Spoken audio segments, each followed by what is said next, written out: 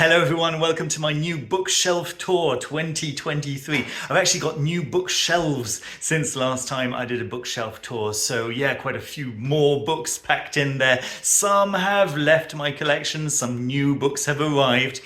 So yeah, stick around to see what new esoteric, occult and other books have joined my collection. And yeah, I've got quite a few other books other than in that main shelf dotted around the flat. So yeah, stick around and see what's new. We're going to start up here with my series of The Treasury of Precious Instructions. These are books that are all related to Tibetan Buddhism and the practices of Tibetan Buddhism. And then just to the right on the same shelf, we've got my Quran and the books from the Typhonian trilogies of Kenneth Grant. All right, moving on, we're getting on to some slightly more Western witchcraft-focused material, starting off with a couple of smaller books by Peter Hamilton Giles. There's some of his larger books down here. We'll get to those in a moment. This is Standing at the Crossroads and The Witching Other. And then we've got a couple of classics here by Anathema Publishing, Celestial Intelligences by Greg Kaminsky, Aurora by Gabriel McCarry, which was probably one of my first acquired beautiful esoteric books. Then we've got The Dancing Sorcerer by P.T. Misselberger, a really influential, very much sought after volume right there. Then we've got John Michael Greer's edition of The Dolmen Arch. It was actually published by Azoth Press, volumes 1 and 2. Ritual Offerings, edited by Aaron Leach. Some really nice essays here by many very cool occultists on the idea of ritual offerings. The Devil's Supper by Shani Oates. The 3 issues of volume 2 of Pillars, the journal of Anathema Publishing. Then The Scalding of Sapiencia, which was an outside of the series, right? On Luciferian Gnosticism. Very cool, but out of print, unfortunately. Then we've got the standard hardcover of Iao, and we're going to find the collector's edition and the artisanal edition a little bit later on in this bookshelf tour. Then we've got Lucifer Princeps by Philip Gray. I've made a new cover for this, or rather a new 3/4 cover, not to worry people who come into my flat, basically. Then we've got Treading the Mill and Walking the Tides by Nigel G. Pearson. Some really nice ideas on traditional witchcraft. Very cool stuff.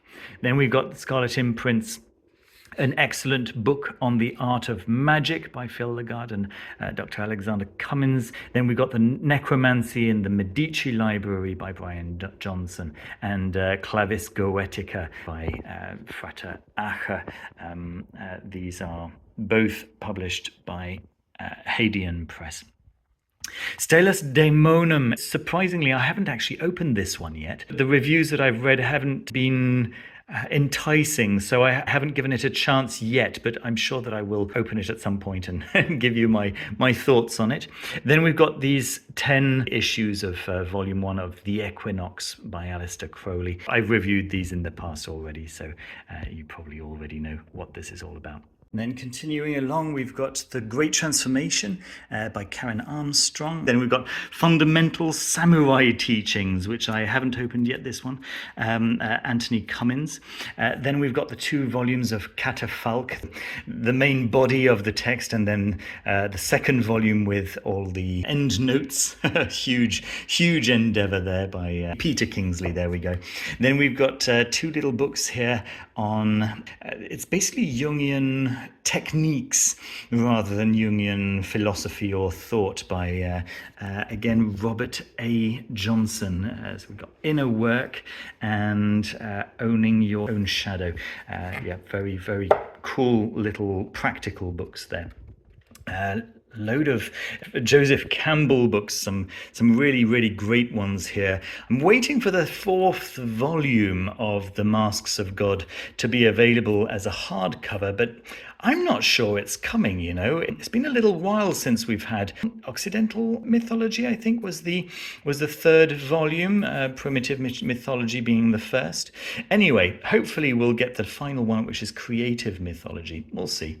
All right, moving on, we've got Pathways to bliss, and I recommend this one for anyone starting out. Then we've got The Hero with 1,000 Faces, the very classic, most famous work of Joseph Campbell. Then we've got Goddesses, The Ecstasy of Being, and The Romance of the Grail. Very cool insights into the meanings of some of the aspects of the Arthurian legends. Got a reader's version of Liber Novus, the Red Book by Carl Jung. The main one is all the way down there. I'll show you that in a moment. Then we've got 5 books by Carl Jung: Alchemical Studies, Psychology and Alchemy, Symbols of Transformation, The Archetypes and the Collective Unconscious, and Aeon. And finally, we've got the complete collection of books by James Hillman, who was a student of Carl Jung's and has taken Carl Jung's theories into new directions and developed them. I think we can start in the opposite direction now, just underneath James Hillman's books there, starting with the 12 volumes of the Zohar, the Pritzker editions. There we go, in 12 volumes. If you're interested in the esoteric meanings of the Torah and some of the following books, then this is the way to go. The Kabbalistic Tree, which made it into my top 10 books of last year. Very nice insight into the Tree of Life. And then we've got a number of books here by Emanuel Swedenborg in there. I can't remember what the name of this edition is, but it's the hardcover purple edition. Actually, 2 of the books are missing. They are currently out of print and they are in the process of being re-edited as a single volume. So I'm just waiting for that to actually happen. And then, yeah, the Kabbalistic Tree will probably find its way a little bit lower down in the shelves to possibly a more reachable area.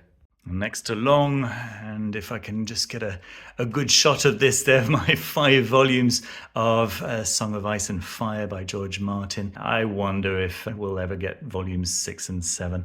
We'll see. I mean, one way or another. The first 5 books look very nice on the shelf, but I'm not 100% sure that I'll be keeping these. Yeah, there might be some nicer editions by the time volumes 6 and 7 come out. All right, then we've got... some more pretty esoteric material here. We've got 2 books which I'll be reviewing at some point this month, I expect. Okay, so we've got the Green Book of the Elu Cohen, and then we've got The Master's Voice. Then we've got 2 books of Oclith. So this is Oclith 0 and this is Oclith 1. We're waiting for Oclith 2. We've been waiting for Oclith 2 for a very long time now. But yes, these are 2 absolutely wonderful editions by Joseph Uccello, of course. Then we've got Angelical Language, volumes 1 and 2 by Aaron Leach, an overview of what angels are, and then a full Enochian dictionary. Very cool stuff. Then we've got the Hekateon. This is the 2nd edition by Jack Grail. But this is such a lovely book. I can't bring myself to sell it on, even though I've got the 3rd edition over there. You'll see. Then continuing, we've got a few books here from Peter Hamilton Giles. We've got 3 books from the Book of the Black Dragon collection, the 3 that are currently out. I guess we're waiting for Codex Alimina, I think it is. There we are. Then we've got Son of Prometheus, which came out just at the end of last year by Sasha Chaito. Quite a few Theon Publishing books over here. The Faceless God, which has been out of print for quite a long time, but I think... Don't quote me on this. This isn't official information that I have from anyone. It's just reading Theon Publishing's latest newsletter. I've got a feeling that they might be republishing this. Maybe, possibly. Fingers crossed. The Cult of the Black Cube also, which is now in its 3rd edition. Very popular book. Then we've got some very nice editions of the Cosmogonic Eros and the Benighted Path. And then finally we've got the Red Goddess, and this is the the Scarlet imprint collector's edition. There we are, continuing our tour over here. We've got Splendor Solace. This was a Watkins Books publication, edited by Dr. Stephen Skinner. A very, very cool, beautifully, profusely illustrated tract on alchemy. And then we've got Letters to Friends of the Spirit, which I reviewed quite recently. Orphic Hymns Grimoire by Sarah Mastras, which I also reviewed recently. Hesiod's Theogony, Works and Days, and Shield. Yeah, kind of essential for understanding Greek or ancient Greek magic. Then we've got the 4 currently available volumes of the Library of Esoterica, Astrology, Tarot, Witchcraft, and Plant Magic. These are kind of art books, essentially art books with some really cool information included. Then we've got the Book of Symbols, also Taschen, very, very nice edition and definitely worth picking up. I've done a review of that. And then some books from the Prometheus Trust, nowhere near as many as I'd like to have. I'd love to have the complete works of Plato in this edition, but here at the moment we've got the 4 most essential ones in my opinion at the moment. The Theology of Plato, Oracles and Mysteries, Apuleius's Golden Ass and other philosophical writings, and Iamblichus on the Mysteries and the life of Pythagoras. Got a cool little looking lion here.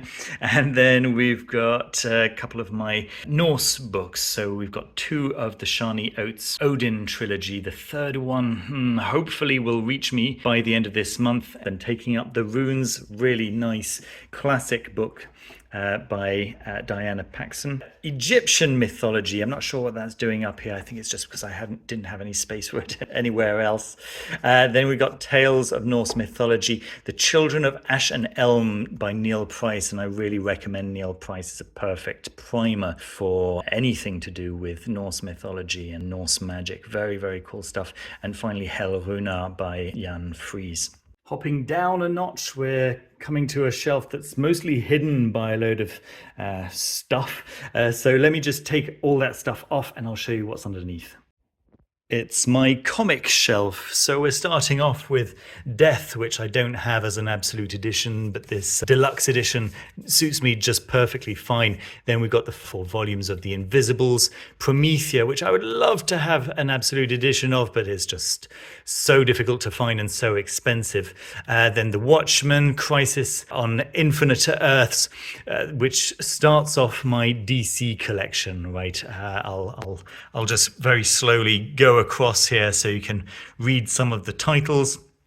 As you can see, I'm a huge Green Lantern fan. Jeff Johns' Green Lantern is one of the most exciting books, stories altogether that I've ever had the pleasure of reading.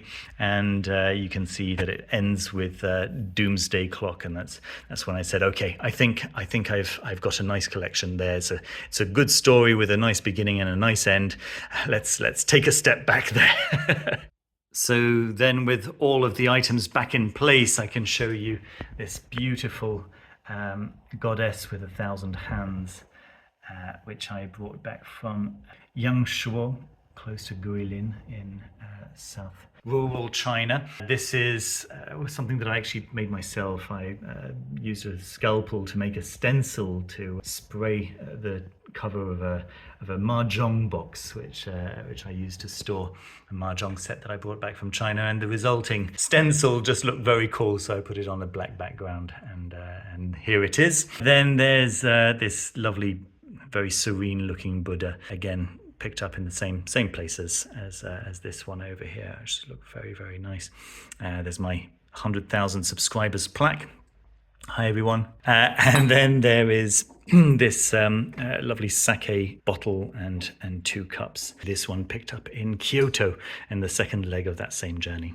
So now we can move on to the next shelf, where I have the David Hymes Smith books from his Lightning Flash of Aleph series, plus this Awakening Grounds book, which I haven't reviewed yet, but I should probably get round to that. A Guide to Contemplative Mysticism, possibly something to look into. Anyway, the 32 keys, this is the standard edition, but yeah, we'll get to that lovely special edition eventually. Then we've got Iao, the collector's edition, having shown you the standard hardcover edition just earlier on. As you know, this was my number one pick for 2022. Then the Book of Common Prayer by Folio Society, with those beautiful woodcut illustrations inside, by, or at least inspired by, Holbein. Then we've got the Gnostic Gospels by Folio Society, a really nice leather-bound edition of the Nag Hammadi Library. The Holy Bible, New International Version. This is the Schuyler Quintel in purple goatskin leather. I recommend checking out my review of this edition. It is one of the most beautiful books that I own. The Wellsprings of Faith. This is the Barnes & Noble edition, which contains The Imitation of Christ, A Dark Night of the Soul, and The Interior Castle. Again, the Barnes & Noble edition of the Holy Bible with all the Gustave Doré illustrations inside. Very, very beautiful. And I think that if you're going to have a King James edition, then you could certainly do much worse than this edition. A Polish version of the Bible.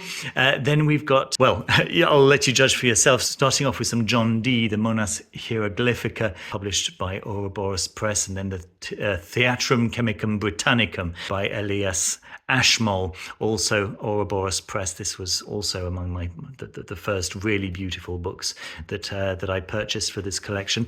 Then we've got Revelations of Divine Love by Julian of Norwich, very, very beautiful Catholic mysticism. Ingenium, this is the deluxe edition that was sent to me so kindly by Frater Acher. And Rosicrucian Magic, also by Frater Acher. This is, a little Frater Acher corner. Jakob Boehmer kind of intrudes here, but it just fits in with the rest of the look so nicely. I couldn't leave him out. One of my favorite books, nevertheless. And then Holy Heretics by Frater Acher, which recently came out, which I loved so much. Holy Daemon, which was released some time ago and is out of print, but I believe is going to come back into print at some point in the next couple of months. Very, very excited about this. Black Abbot, White Magic, which was his second book in this trilogy. And then Eric Perdue's three-part, the 3 books of occult philosophy, which I've reviewed and which have absolutely replaced the Donald Tyson edition for me. So now moving a little bit to the right, we have my Tantra books. There's a little mix here of Shaiva Shakta Tantra and of Tibetan Buddhism. So we've got the Blazing Lamp Tantras over here. We've got the Treasury of Knowledge, volumes 1 and then 8, 9 and 10. And these are the ones that were particularly interesting to me. Then there is the Tantra Illuminated by Christopher Wallace. This is my recommendation as anyone's introduction to Tantra. It's absolutely fantastic. Vajrakelaya, the Flower Ornament Scripture, the Tibetan Book of the Dead, A Survey of Buddhism, Kurukula, The Doctrine of Vibration, which was recommended to me by Carl Nordblom at Watkins Books in London. Feeding the Demons, fantastic shadow work technique by Tsultrim Alioni. Then Tantric Physics, volumes 1 and 2. The Tao Te Ching, Ferocious, Kali Kaula by Jan Fries. And then a couple of Paramahansa Yogananda books. The Second Coming of Christ, The Resurrection of Christ Within You. And then his Bhagavad Gita, the God Talks with Arjuna.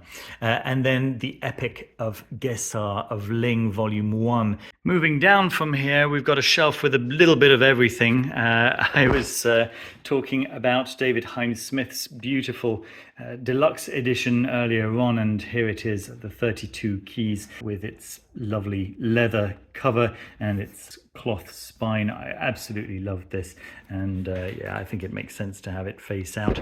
Then we've got the Perennial Philosophy, the first edition of Aldous Huxley's absolutely fantastic classic work, which was so influential to me. There's a little bell over here, which was it's a sanctuary bell, which I inherited from my grandparents.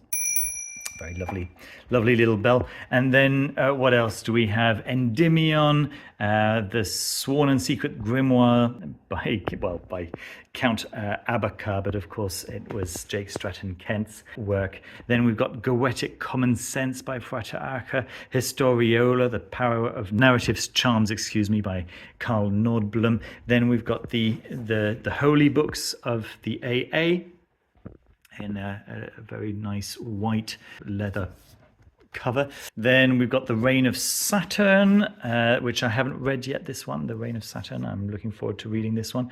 De Magia, Giordana Bruno, Rod and Ring by Samuel David, being a really nice modern take on the Babylonian mysteries. Then we've got a couple of fiction books, The Weird Stone of Brisingamen, Piranesi by Susanna Clarke. We've got the Lord of the Rings trilogy and The Hobbit, the Canterbury Tales with those lovely illustrations by Edward Burne-Jones, that's the one, and also William Morris, if I remember correctly. There we go. Let's move on. Milton's Paradise Lost.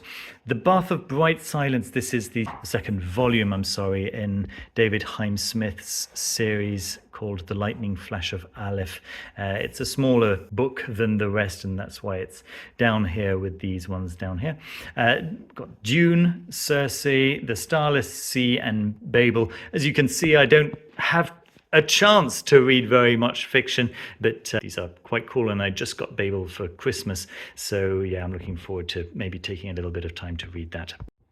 And then moving on to the central shelf, right? If I just zoom out here, you'll be able to see that it is the one that is at eye level on my shelf, and it's the one that has my artisanal edition of Iao on its little throne there. I think it absolutely deserves its face-out status. And we've got a nice little statue of Lamassu, which is very cool, very, very nice. And then we've got some children's books. Although I would argue that The Golden Ass is anything but a children's book, it does have a beautiful evocation of Isis at the very, very end. Then we've got the colour edition of the Grimm's Fairy Tales, illustrated by Arthur Rackham, which I have reviewed already. And what else? We've got a few Folio Society children's books, How to See Fairies by Charles Van Sandwyck, and some of the Andrew Lang Rainbow Fairy books. And I wish I had more of these, and I'm hoping against hope that one day they might be republished and I might be able to buy at least one or two more. But currently, for example, the Orange Fairy book goes for more than $1,000, and it's just out of my reach.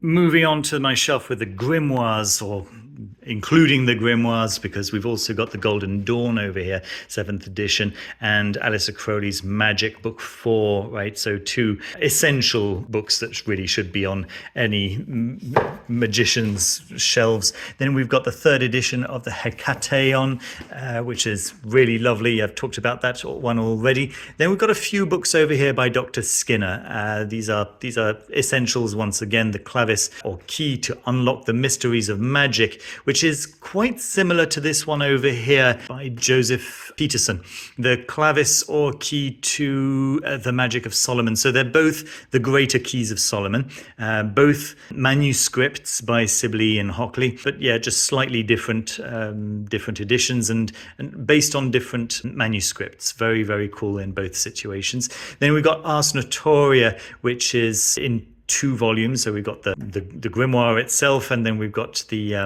actual method for working the grimoire. And the reason why these are here is because they're not included in the Goetia of Dr. Rudd, and this really is the best edition that I know of the Lemegeton of the Lesser Key of Solomon, although I do have Joseph Peterson's Lesser Key of Solomon over here as well. We'll get there. Okay, and then we've got the Hygromanteia and the Complete Magician's Tables, also by Stephen Skinner. Then we've got the Picatrix. This is the Penn State University edition. Talked about this one already. Gateways Through Light and Shadow by Frater Ashen Chassan. The Testament of Cyprian the Mage by Jake Stratton Kent, and the True Grimoire. I'm waiting for a republishing of Geosophia, which I absolutely must have as a hardcover. There's no two ways about it. In fact, I probably get a deluxe edition once that one gets announced, if it gets announced. I'm really crossing my fingers. Then we have the Arbitel of Magic, the Joseph Peterson edition, the Elucidation of Necromancy, also Peterson, the Sworn Book of Honorius, also Peterson, and then the wonderful Book of Abramelin, George Denn's translation. The fourth book of occult philosophy. This is the Stephen Skinner edition. Then the Orphic Hymns, translated by Patrick Dunn. This is the version that I use in my actual practice. Then we got the Greek Magical Papyrian translation, Hans-Dieter Betz's classic translation. It's the volume 1. Of course, we never got the volume 2, where this is, it's been a few decades, if I understand correctly. And yeah, volume 2 never actually came. So we're hoping that other people will come along to continue that work, and that's kind of already happening. We'll talk about that in a moment. The Book of Oberon, the Key of Solomon, Joseph Peterson's edition of the Lesser Key of Solomon, including the Ars Goetia, which I was talking about over here, the Goetia of Dr. Rudd, and then the 6th and 7th books of Moses. Again, nice sources for the Shem HaMephorash. We're going to drop down a level to mainly paperbacks on this shelf, but we're starting off with 2 hardcovers. Mystère by Peter Mark Adams is, probably among my top 10 books. Then we've got Apocalypse from Angers, which I've reviewed in the past, and then some very, very cool paperbacks. Let's start over here with my number 1 most often recommended book, Understanding Aleister Crowley's Thoth Tarot by Lon Milo Duquette, which is a perfect introduction to Hermetic Kabbalah and to the whole modern Western tradition. Then we got A Garden of Pomegranates by Israel Regardie, Mysterium Magica by Delany and Phillips, The Sword and the Serpent by the same authors. And then we've got quite a lot of Lon Milo Duquette books: the Tarot Ceremonial Magic, the Chicken Kabbalah, the Son of Chicken Kabbalah, My Life with the Spirits, The Key to Solomon's Key, Low Magic, Enochian, Vision Magic, The Magic of Aleister Crowley, Homemade Magic. So these are all books that will never leave my shelves. Absolutely love these. Then we've got Entering the Desert by Craig Williams. This is the paperback edition, which I haven't reviewed yet, but I intend to. Hands-on Chaos Magic by Andrea Vitimus, my go-to book for Chaos Magic. Then Liber, Null, and Psychonaut, which started the whole Chaos Magic movement. But I think that for beginners, this Hands-on Chaos Magic is a much better place to start. Then we've got Jan Fries's Sideways, Jan Fries Visual Magic. 3 books by Aidan Wachter, 6 Ways, Weaving Fate and Changeling. Then we've got Magical States of Consciousness by Denning and Phillips, right? We've already met over here. And then Paths of Wisdom and Circles of Power by John Michael Greer. Then we've got the Book of the Angel Reziel, Sefer Reziel Hemelach, which is unfortunately named because that spelling is not usually what the people are looking for when they're searching for this book. They're very often searching for Sefer Raziel HaMelech. This is the only translation that exists, Steve Savdo's translation of this, and I will get round to reviewing this at some point. A very, very important book that comes up in many other works, right? Then we've got 3 books by Jakob Svart, the Book of Sacred Names, and volumes 1 and 2, parts 1 and 2 of 3, by the way, of the Book of Magical Psalms. Part 3 isn't out yet, so we're waiting for part 3 to arrive. Magic and Magicians in the Greco-Roman World, very, very essential stuff. Hellenismos, being an overview of the practice of Greek paganism. Then we've got Planetary Magic by Denning and Phillips. Again, a very, very essential book on my shelf there. Then we've got Rediscover the Magic of the Gods and Goddesses by Jean-Louis de Biassy. There we go. This is the first book that is recommended for people joining the Aurum Solis curriculum. The Dionysian Gospels, Dionysus, Christ and the Death of God, parts 1 and 2. I was put off by the first few lines of this. It's quite dense. I don't know how long these will stay on my shelf. Magica Hiera, which I received quite recently. I've not read this one yet, but I'm looking forward to it. Gods of Love and Ecstasy, being an exploration of Dionysus and Shiva, being similar, having similar attributes. The Homeric hymns, naturally, and then Greek myth and the Bible, being an exploration of how closely the New Testament stuck to the narratives of Greek mythology. And finally Bacchae, which is just on the other side of the divide over here. Then we've got a few of these Everyman editions. We've got Virgil's Aeneid, Homer's two epics, the Iliad and the Odyssey, Ovid's Metamorphoses. Then we've got two maybe slightly more modern books, Dante's Divine Comedy and the Mabinogion, And here is the complete works of Philip K. Dick, which some of you may be surprised to see on the same shelf, but in my mind it makes absolute sense. Then we've got some children's books. We're returning to children's books over here, although I would argue that these fairy books by, is it Emily Clark? Elizabeth Clark, absolutely have their place on an esoteric shelf. The Flower Fairies, which are just beautifully illustrated and a really nice introduction for children to Botanica, and then the Beatrix Potter books, of course.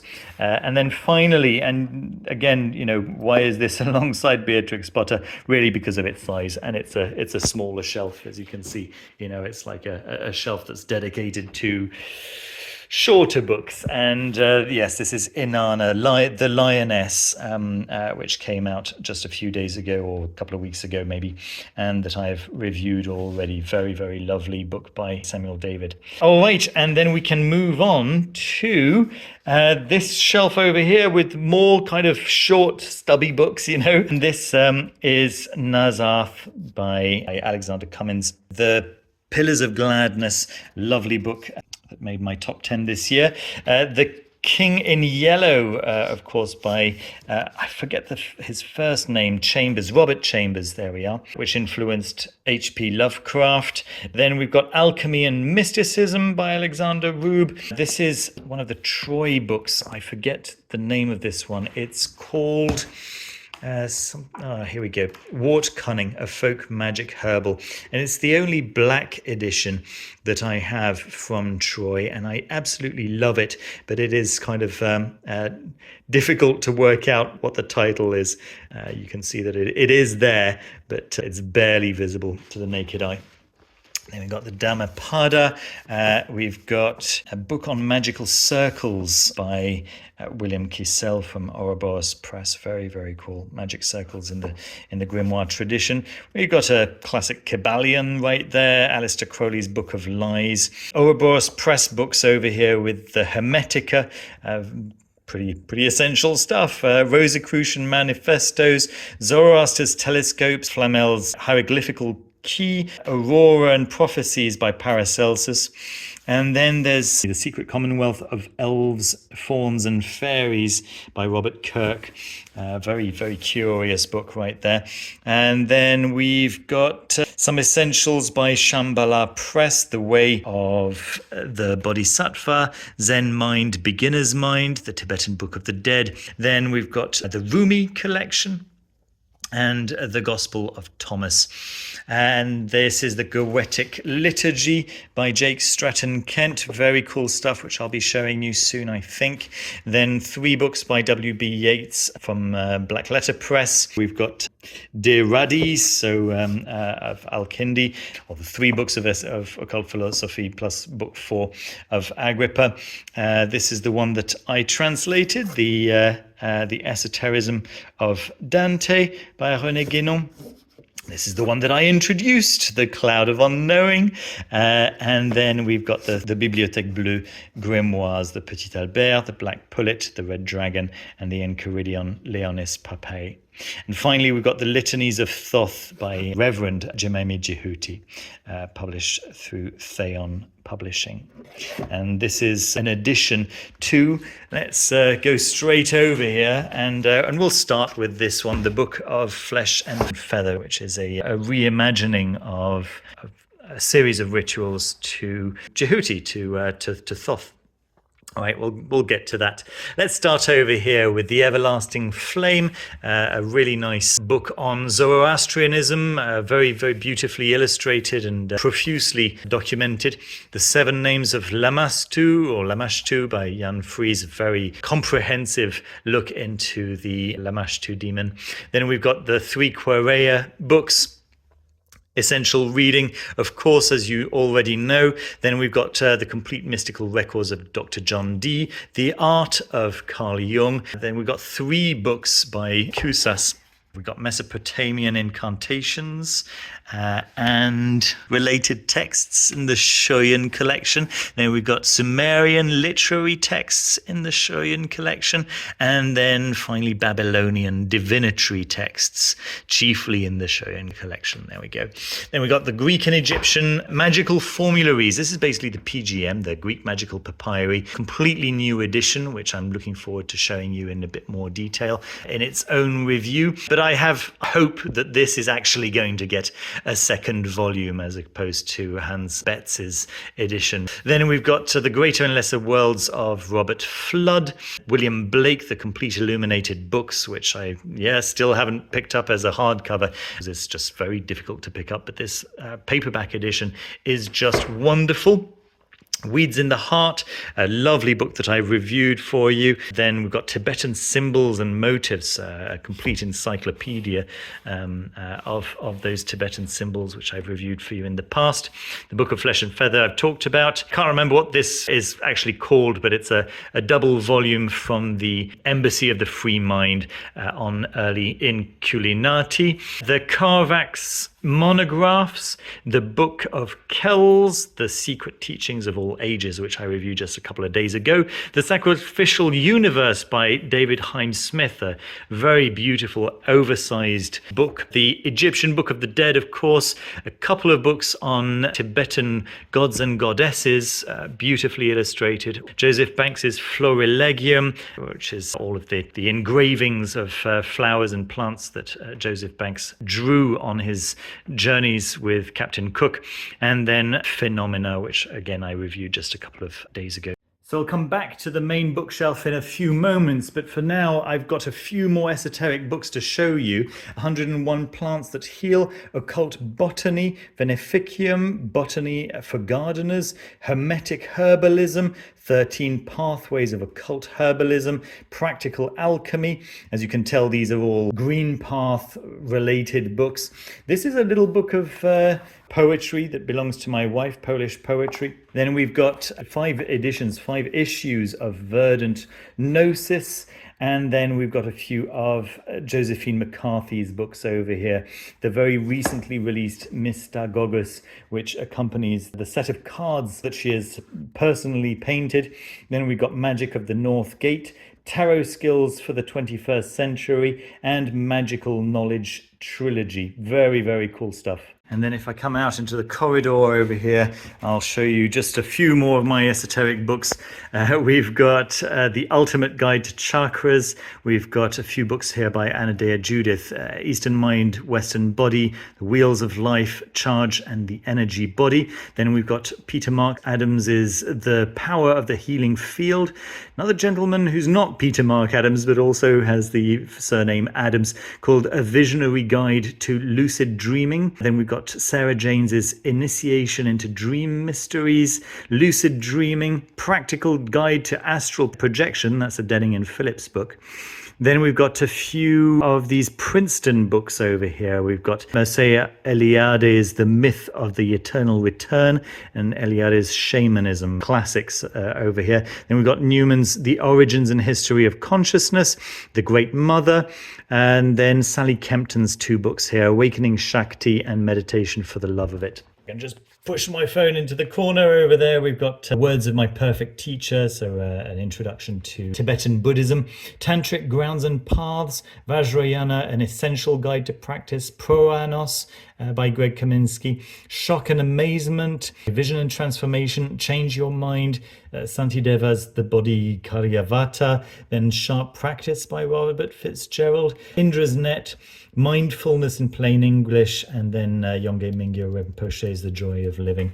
Then we've got Ken Wilber's Sex, Ecology and Spirituality, Douglas Hofstadter's Gödel, Escher, Bach, An Eternal Golden Braid, and then my favorite translation of the I Ching by Ritzema and Sabadini. Over here we've got my astrology books. I don't have very many, as you can see. Ancient Astrology, volumes 1 and 2 by Dimitri George, and then Astrology, which I reviewed. This is the DK book, Astrology Using the Wisdom of the Stars in Your Everyday Life. A History of Horoscopic Astrology by James Holden. This is one of the books that's recommended by the Aurum Solis. Hokusai's Great Picture Book of Everything. Then we've got a book by Robert Monroe, which has been translated into Polish here. Further Paths, I think it's called, Dalekie Podróże. Then we've got Aldous Huxley's The Doors of Perception, Philosopher's Secret Fire, Food of the Gods by Terence McKenna. Two books here by Robert Anton Wilson, Quantum Psychology and Prometheus Rising. The Physics of Angels by Rupert Sheldrake and another gentleman, Fox. Chaos, Creativity and Cosmic Consciousness, also by Sheldrake. And then The Exegesis of Philip K. Dick. Moving down, do we have any further esoteric books? Yes, we do. We've got The Essential Sophia over here. So we're looking at perennialism over here. The Essential Sophia, The Betrayal of Tradition. A few perennialist Catholic books over here by Richard Rohr. Hope Against Darkness, Everything Belongs. Things Hidden, The Heart of Centering Prayer by Cynthia Bourgeot. One of my favorite books over here. Houston Smith's Forgotten Truth, Meister Eckhart's Selected Writing. Then we've got a couple of Sufi books here, Sayyid Hossein Nasr's The Heart of Islam, and then the Sufi Doctrine of Rumi. These are not esoteric books. Down here we've got 3-part Encyclopedia of Plants in Polish. Then we've got all the Kunja Codices, volumes 1, 2, 3, and 4, and 5. And I think that's it. I think those are all the esoteric books in my collection. All right, let's see what else we've got. I actually told a lie. I do have 2 more. The first being Alphonse Mucha's Le Pater. And if you can check out my review on this, you'll see that it is an absolute jewel. It is Alphonse Mucha's illustrations of the Our Father, the Lord's Prayer, but with a feminine goddess featuring. Is very, very interesting. And then we've got the Red Book, of course, by Carl Jung, the full edition, not the little reader's edition that I was showing you earlier on. All right, moving on. We've got the Canticle of the Birds, which I've got upside down here because it was bothering me so much that the writing was in the opposite direction from the one that was just next to it, Yvain Lancelot. And then if we move over here, we've got the majority of my Barnes & Noble's collection and my J.R.R. Tolkien collection, which I'll just show you like this, and you can check out on your own by pausing the screen if you wish. This is my Everyman Children's collection. Over here we've got the Black Books by Carl Jung, and this is my family tree actually, and all the documents about my family on my father's side. A couple of children's games down here, and an art book. And actually, maybe speaking of art books, okay, so this is the Phaedon Atlas of 21st Century World Architecture. My wife is very interested in architecture. This is probably the tallest book that I own. But yeah, the majority of our architecture books are over here. 100 contemporary houses. Yeah, this Duano book is actually just happens to be my wife's as well. It's photography, it's not really architecture. Then we've got London Theatres, China Living, White, The Art of Looking Up, and Interiors Now, volumes 1 and 2. And then the Taschen book of favourite spas. So some nice stuff. Over here to the left, we've got a few of those Oxford classics, which I'll let you read. They're very clearly indicated. So then finally we can come back to the main shelf where we left off, and I can show you finally the books that remain. We've got 1, 2, 3, 4, 5 of those Welcome to the Museum books. The Botanicum, Anatomicum, there we go. Dinosaurium, this one also a little bit too dark to be able to read. Planetarium and Fungarium. Really nice oversized books with beautiful illustrations. Great for grown-ups as well as for children. Here's the Visions of Beauty that I showed you just a couple of days ago. Beautiful collector's edition of the artwork of Kinuko Y. Craft. A couple of books by Brian Froud. Fairies Tales, there we go, Fairies Tales, and then Trolls, and then the probably the most classic one, just called Fairies. Very, very cool. It's a deluxe collector's edition. Arthur Rackham, Life with Illustrations. There we go. I think I've reviewed this in the very early days of my channel. We've got Paddington and we've got Winnie the Pooh, complete collections. Then we've got Swedish Folk Tales. Oh my goodness, so lovely this one with the illustrations by John Bauer. Very, very dark stuff. Tales that I'm definitely not reading to my child. He can read them in his own time. Then we've got the La Fontaine Fables. This is a book in French that I actually bought in France, but it's got all the illustrations by Gustave Doré. The currently available illustrated editions of Harry Potter. This is a book that belongs to my wife. I think it's called Life. Życie. There we go. I think there's an English edition of that. This is, these are these two wonderful books of Japanese fables, spirits and creatures of Japan. And this one I think is called Ghosts of Japan. Lovely, lovely books that I've reviewed as well. You can check those reviews out. This is an Atlas of Middle-earth, again in Polish. This is one of my wife's books. The 3-part His Dark Materials illustrated editions. Once again, the third one just came out quite recently. Complete Chronicles of Narnia in a large hardcover edition, which I'm not sure that this is the edition that I would recommend. If a nicer edition came along, I wouldn't be too upset. Then there's Hans Christian Andersen's Selected Fairy Tales. This is again the color edition with illustrations by Edmund Dulac. Pantadeusz, which is a Polish classic. This is a souvenir book from the musical play Wicked. The Tree Show by Mark Ryden. That's the one, lowbrow art.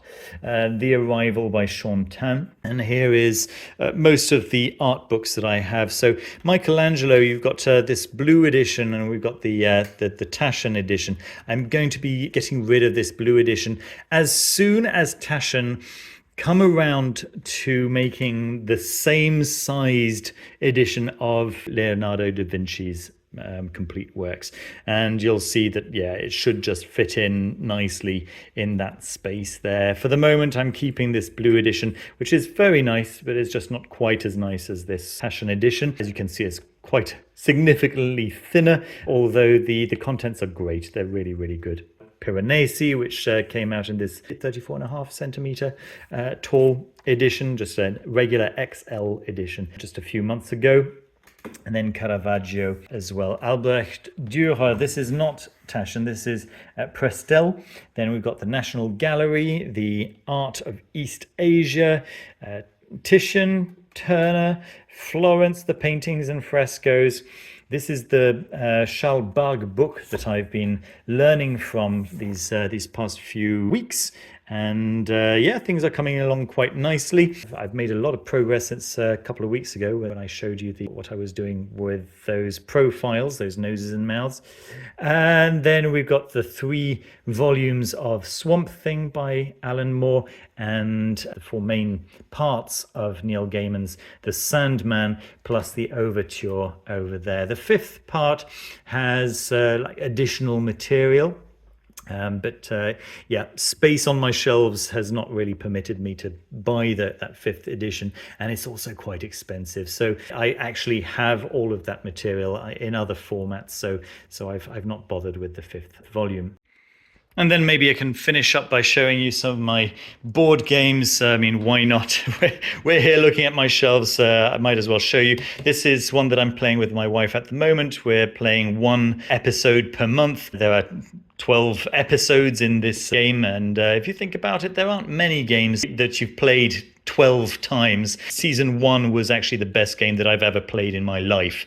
So if you have the opportunity to play Pandemic Legacy Season 1, I strongly recommend it, especially if you've actually played the regular Pandemic already and you know and love that game. Western Legends is a fantastic game that plays really well with around 3 players. I think 4 players is still some fun. It says that it plays from 2 to 6. If you want to play it being cowboys and actually feel like actually being cowboys and doing the kinds of things that cowboys do in films, this is a great game for you. The King is Dead is a fantastic game that's very, very easy to learn and to teach, very, very difficult to master. I really love this game, and this is a game that works best with 3 players, although 2 players works absolutely fine as well. Splendor, you probably don't need me to introduce this one. It's a great game for 2, 3 or 4 players where you are buying precious gems in Renaissance Italy. It's really, really nice strategy game. Let's move on to The King's Dilemma. I played the first game with some friends a couple of weeks ago. I'm going to say that it's a little bit more along the lines of role-playing. Mansions of Madness, I've only played a couple of times actually. Dune Imperium, probably one of my 2 or 3 favorite games on these shelves. I like it enough that I've bought the expansion, The Rise of Ix. This one's not even out of its wrapping. I got this one for Christmas. I'm really looking forward to playing. It's Chronicles of Crime 1400, excuse me. So it's if you've played Chronicles of Crime, then it's the same thing, just based in the Middle Ages. You're going around with your phone, scanning various QR codes to say that you want to speak to certain people or talk about a certain object. It's a nice adventure game, basically. That's like a detective game. This is called Meadow in its English edition, except that it's actually a Polish creation, I believe, and it's absolutely wonderful. It's a beautiful game where you're making a meadow. There you go. Is just really, really nice. Very thinky, very puzzly, but not mean. By the end of the game, you feel like you've spent some very nice time in nature and haven't necessarily fallen out with all your friends. I like this one. Wingspan has been extremely popular. I can't say that it's my favorite, but it's very, very beautiful. And if you're interested in birds, then this will certainly have you covered. There are so many cards in here, and each card has a different bird. So very cool stuff. Camel Up is my favorite game to bring out when we have a party of more than 6 players. It plays up to 8. It says that you can play from 3 players, but yeah, don't bother if you've got fewer than 6 players. This really comes to its own when you have a large room. So yeah, with 8 players it's the best. I'd say with 6 players is really the minimum, but it's completely raucous and a huge amount of fun where everyone trying to work out which camel is going to come first. Really nice betting game. So this is the Polish edition of Hanami Koji. Hanami Koji is my favorite 2-player game. It's again a very, very easy game to learn, but a very difficult game to master. Nagaraja, I'm probably going to get rid of this one because we just haven't played it enough times, although when we did play it, it was fun enough. But it's a 2-player game. Yeah, I just have better 2-player games on the shelves, I guess. Century Golem Edition is a really, really nice, easy game to pick up. Okay, you don't need to be a board gamer to be able to learn Century Golem Edition if you're looking for a nice place to start. Century is a very good place to start for 2 to 4 players, I think. Pandemic, same thing, great with 2 to 4 players. Absolute classic. Then you've got Unmatched. I love this series of games, Unmatched, mainly for two players. It's possible to play with 3 or 4 players, but it's for two players really, where you're picking characters from different IPs. It might be Dracula versus Sinbad the Sailor, you know, or Alice in Wonderland versus, I don't know, Beowulf, and you're fighting, you're trying to kill off the other. It's a lot of fun and it works really, really well. Then we've got The Lost Ruins of Arnak, my wife's favorite game, and I love it as well. It's very similar to Dune Imperium. Yeah, if you like kind of Indiana Jones feel to your games, it's a little bit involved to learn how to play it, but once you know how to play it, it's fantastic, absolutely fantastic. It feels so satisfying to play a game of The Lost Ruins of Arnak. The first few rounds, you're kind of working out how the game plays, but then you're kind of maximizing your turn every time, and you're not bored when other people are taking their turn because you're thinking out what you're going to be doing to really make the most of your turn. It's really, really satisfying, really nice. Everdell's a beautiful, lovely game.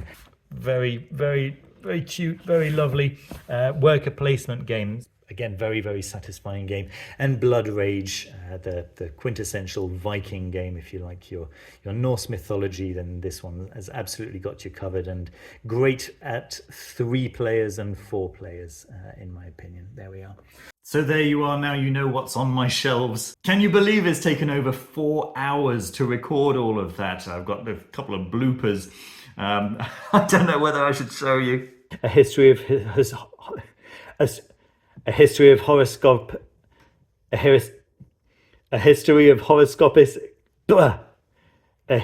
horoscopic astrology. Yeah, so it's going to take me a little while to edit all of that. If you're interested in any of the titles that you've seen today, I've got a list of many of the books that you've seen. It's not completely exhaustive, but it's got a lot of the really great titles. It's all provided down in the description down below. If you'd like to support my channel, ensure that I can continue reviewing these beautiful books, then also check out memberships, YouTube memberships, and also the Patreon. Both YouTube members and Patreons both get access to the Foolish Fish Discord. And by the way, if there are any members watching, please feel very encouraged to post a shelfie of your own beautiful books in the shelfie channel on the Foolish Fish Discord.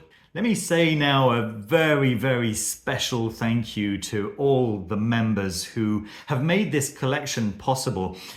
Without your support, there's no way I would have a 10th of the collection that I've gathered here. It's absolutely amazing, and I'm so grateful to you. You can see the names of some of the members over here, the level Infinity members and the level 3 Magister Venerabilis members, but every single one of you who have contributed over the past couple of years now, the memberships have been going. I am so grateful to you. Please don't forget to leave a thumbs up and to subscribe down below, and if there are any books that should be on my shelves that you haven't seen today, please leave a comment down below. That's actually one of the things that really helps a channel to grow, is the comments that you guys leave down below. So thank you very, very much for thinking about doing that. And for now, I'm going to just say a huge thank you once again to all of you for watching today. And I hope you enjoyed what you saw, and I'll see you very soon with another video. Take care of yourselves. Bye-bye.